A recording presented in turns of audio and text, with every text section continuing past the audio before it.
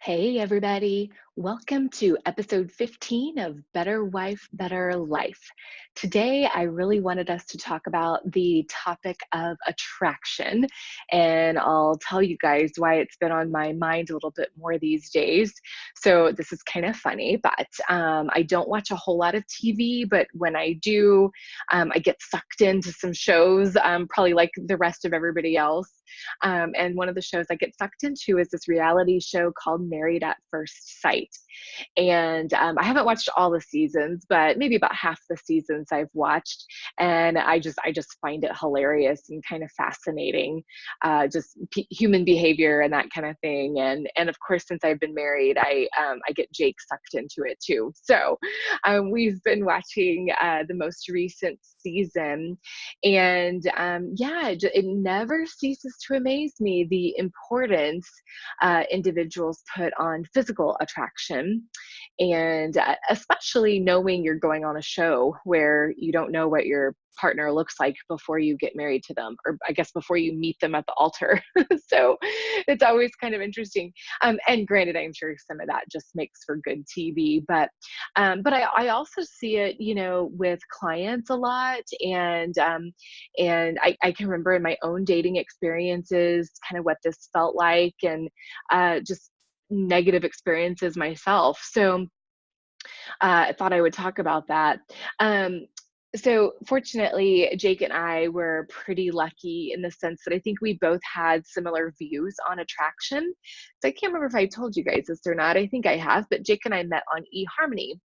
And we will both say that neither of us were blown away by each other's profiles. It was more so just, is this someone I'd potentially want to meet up with and just, check him out, see what he's like?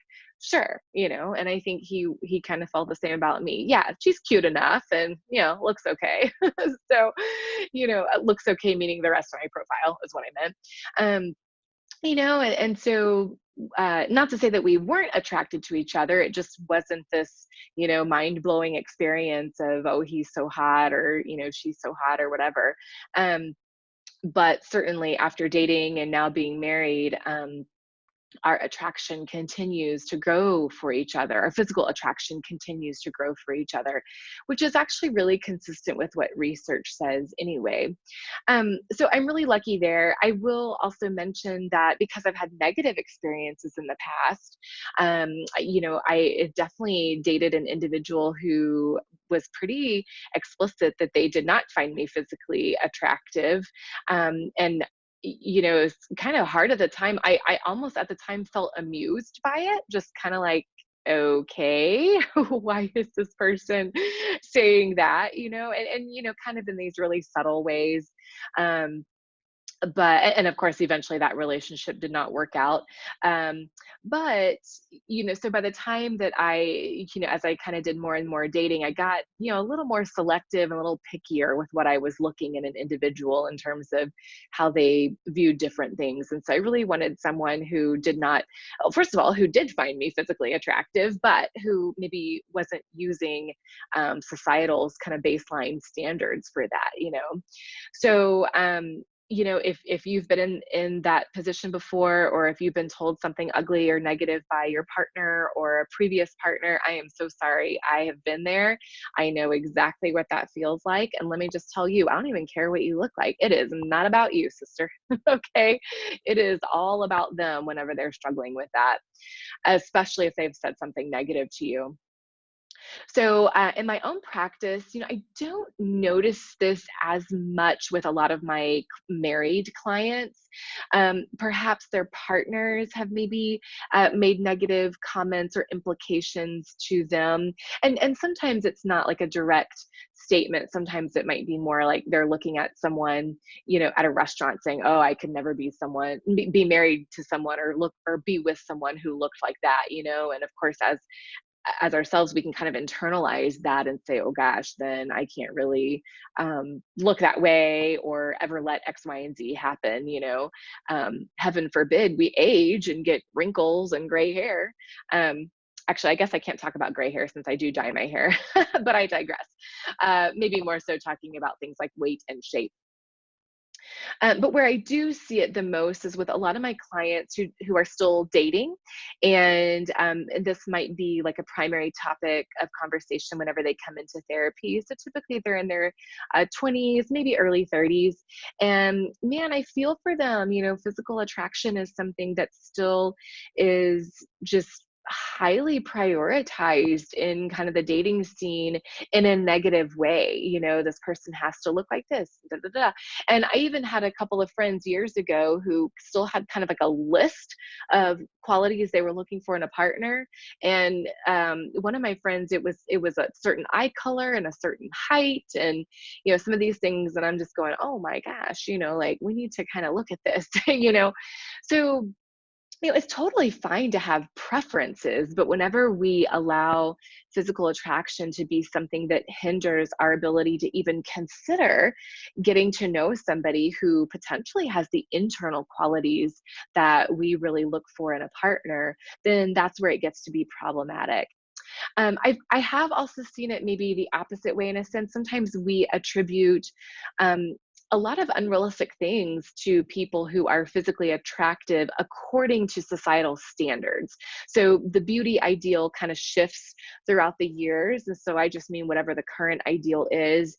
A lot of people will think, oh, those people must have an amazing sex life, or they must be really successful or really happy, things like that. And I guarantee you that is not the case. I work with a lot of individuals who struggle with body image and eating disorders. And so through some of that, they may have a very physically attractive appearance, again, based on our current societal standards. And I know so many of those ladies, I'll be really honest, they are not happy, and they definitely do not have a satisfying sex life. So, it's just kind of something to think about there. So, what does research say? Research is really interesting. In many ways, we haven't progressed maybe as much as we think we have, kind of from caveman days. So, subconsciously, women tend to be, I'm going to talk in terms of heterosexual attraction, but for research, so we subconsciously tend to be more physically attracted to men who simply look like they can protect us. And so usually that's going to be broader shouldered. It might be something like height. It might be some version of muscularity, something like that. And then men are subconsciously more attracted to women who look like they might be fertile. So usually this is going to be a woman who's got a certain waist to hip ratio, a little curvier, obviously has enough body fat on her to, potentially have a child, or at least look like she could or does or did. So man, if we need to rock those mom bods, you know. Um, so that's just a little bit of research. The only other thing I've read in research in terms of physical attraction is symmetrical features, particularly of the face. And I believe that more of that research is done with babies, and who babies tend to be drawn toward when there's not necessarily an attachment already formed. And it's individuals with more symmetrical facial features. Apart from that, so those are some of the things that we notice when we first meet someone. Apart from that, our physical attraction really grows once we get to know the person better in terms of their personality, their character, things like that. So and I would say this is what happened with Jake and me. The more we got to know each other, the more we really became more physically attracted to each other. And vice versa, maybe you've experienced the opposite as well, where you initially met someone, thought they were really cute or really hot or so beautiful, and then you got to know them and they kind of didn't really have a lot of personality traits or the character that you find attractive. And so as a result, you became less physically attracted to them.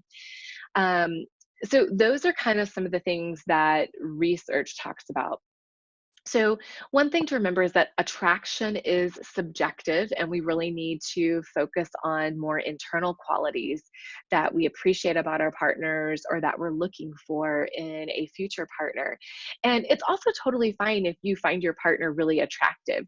I would say, that's just bonus. That's kind of like the cherry on top. But I will say, I think it's our responsibility to cultivate that and seek that out, whereas it is not the responsibility of our partners or future partners to alter their appearance for us.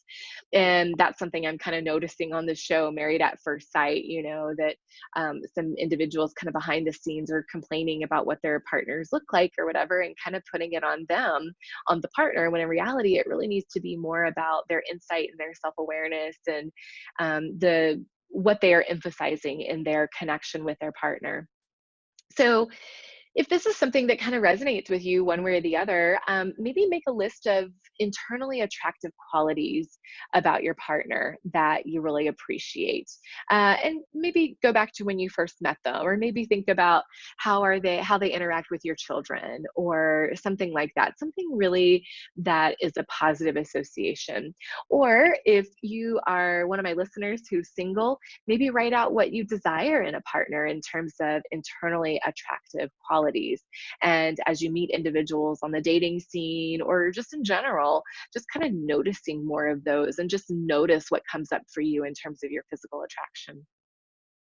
All right. Well, thanks for listening. As always, you can reach us through our website, harmonytherapygroup.com/better wife, better life.